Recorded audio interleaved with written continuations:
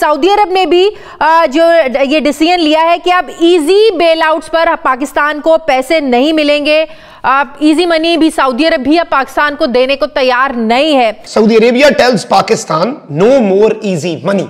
Saudi Arab ने पाकिस्तान को यह वाजे कर दिया है कि अब इतनी आसानी से आपको पैसे नहीं मिलने। वो सारी ओआईसी जितनी भी कंट्रीज थी उन्होंने सब ने हमारे साथ किनारा कर लिया और सब इंडिया के पास चले गए और हमें सख्ती से मना किया गया कि अगर आप हमारे कंट्रीज में आते हैं या हमसे मीटिंग करते हैं कश्मीर को आप डिस्कस नहीं करेंगे, वरना सऊदी अरब ने कहा जो आपको थोड़ा बहुत हम देते हैं ना ये भी आपका बंद कर देंगे अगर अब आपने कश्मीर का राग लपा। शहरी इस काबिल भी नहीं रहे कि रमजान से पहले जो जरूरी बुनियादी जरूरत का राशन होता है ये अपने घरों में डाल सके। और किंगडम ऑफ सऊदी अरेबिया इस वक्त कोई नियत नहीं रखता कि वो पाकिस्तान को अब बेल आउट करे।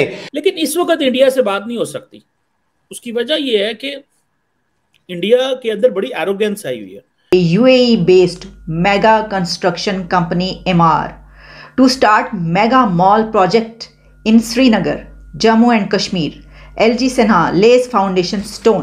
हमें लोग कहते हैं बिकारियो कंगाल पाकिस्तान।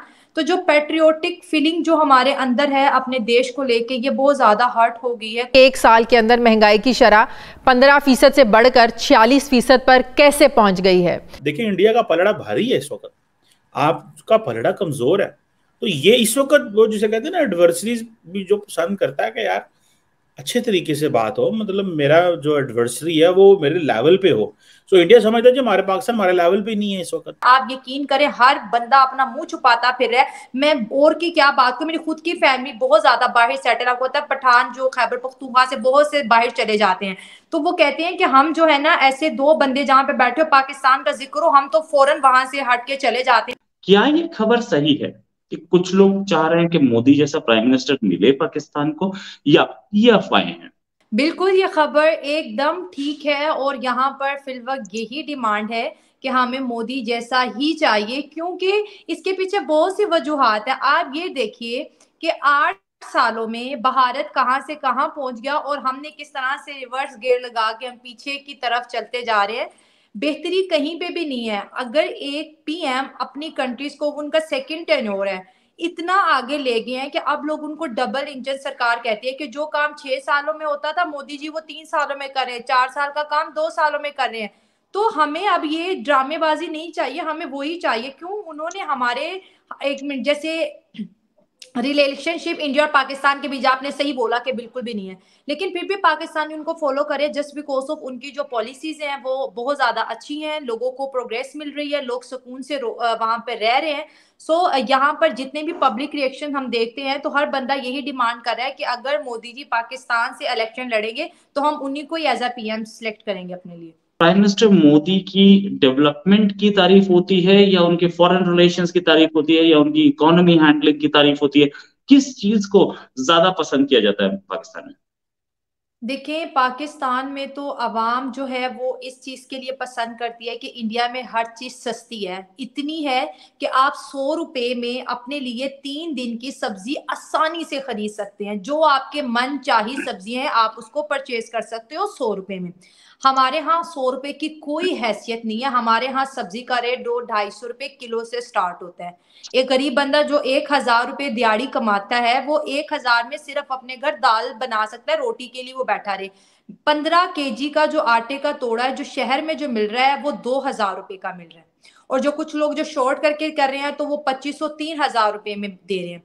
तो जो हमारा जो एक स्टैंडर्ड था वो बहुत ज्यादा लो हो गया। एक चीज अवाम ये चाहती है कि मोदी ने वहां पे हर चीज सस्ती की है, अगर वो यहाँ पे आएंगे तो हमें भी 20 रुपए प्याज मिलेगा, 10-15 रुपए आलू मिलेंगे, और सबसे बड़ी बात वो हमें एक गैरतमंद कौम बनाएंगे। अब हम इस चीज से बहुत ज्यादा डिस्टर्ब हो गए हैं कि हमें लोग कहते हैं बिकारियो कंगाल पाकिस्तान।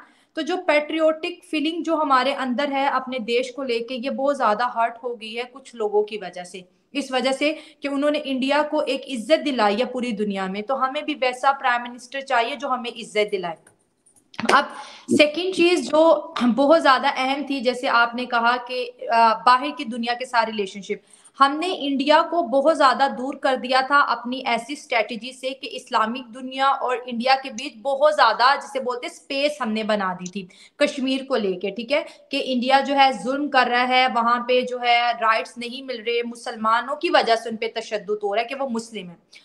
उसके बाद ये जो अभी 3-4 सालों में हमने देखा, मोदी जी ने सऊदी अरब का भी दौरा किया और फिल वक्त तो जो है भारतीय जो सेना है वो तो सऊदी अरब की जमीन पे भी लैंड कर चुकी है। आपने देखा उनके फाइटर जेट वहां पे एक रात रुके, फिर वो फ्लाई करके नेक्स्ट डे। तो हमें आने वाले वक्त में हमें ऐसा लगता है कि सऊदी अरब जो है वो जो हमारी जो सर्विस लेता है आर्मी की, उसको भी कहीं ना कहीं इंडियन सर्विसेज के साथ रिप्लेस करने जा रहा है, लग रहा है हमें, ठीक है, क्योंकि सऊदी अरब हमसे बहुत दूर जा चुका है और भारत के साथ उसके रिलेशनशिप बहुत ज्यादा स्ट्रॉन्ग हो गए हैं। तो वो जो एक कश्मीर हम कहते थे, वो अब वो सारी ओआईसी जितनी भी कंट्रीज थी उन्होंने सब ने हमारे साथ किनारा कर लिया और सब इंडिया के पास चले गए और हमें सख्ती से मना किया गया कि अगर आप हमारी कंट्रीज में आते हैं या हमसे मीटिंग करते हैं, कश्मीर को आप डिस्कस नहीं करेंगे, वरना सऊदी अरब ने कहा जो आपको थोड़ा बहुत हम देते हैं ना ये भी आपका बंद कर देंगे अगर अब आपने कश्मीर का राग लपा। तो ये तो हमारे जो फॉरेन मिनिस्टर उन्होंने भी कह दिया,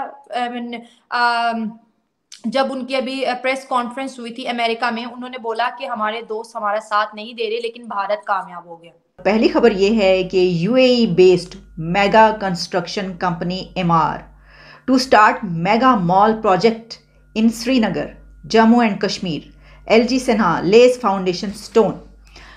ये खबर defense.pk में भी पब्लिश हुई है। मेरी नज़र defense.pk में पब्लिश होने वाली इस खबर पर पड़ी तो पहले मैंने ये समझा कि ये हमारे कश्मीर, पाकिस्तान के कश्मीर में एमआर कंपनी आ गई है और वो मेगा मॉल यहाँ पर स्टार्ट करने लगी है। तो ऐसे ही महसूस हुआ, बहुत खुशियाँ इसके ऊपर मनाई जा रही हैं और यहाँ पर ये इस तरीके से पब्लिश हुई है कि thank you UAE, Kashmir gets first FDI project post Article 370, UAE's MR becomes first overseas company to start a mega mall project in Kashmir।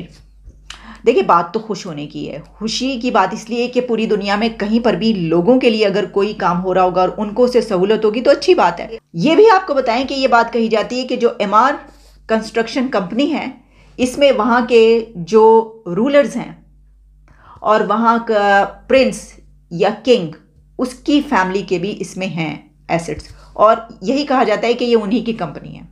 एक बहुत बड़ी कंपनी वहाँ पे तस्वर की जाती है कि Emaar, a real estate developer from the UAE, has become the first overseas company to invest in a mega mall spread over 10 lakh square feet in Srinagar, which will create more job venues and many areas will benefit from this. We will also sign several MOUs with UAE during the investment summit. ये कहा है मनोज सिन्हा ने।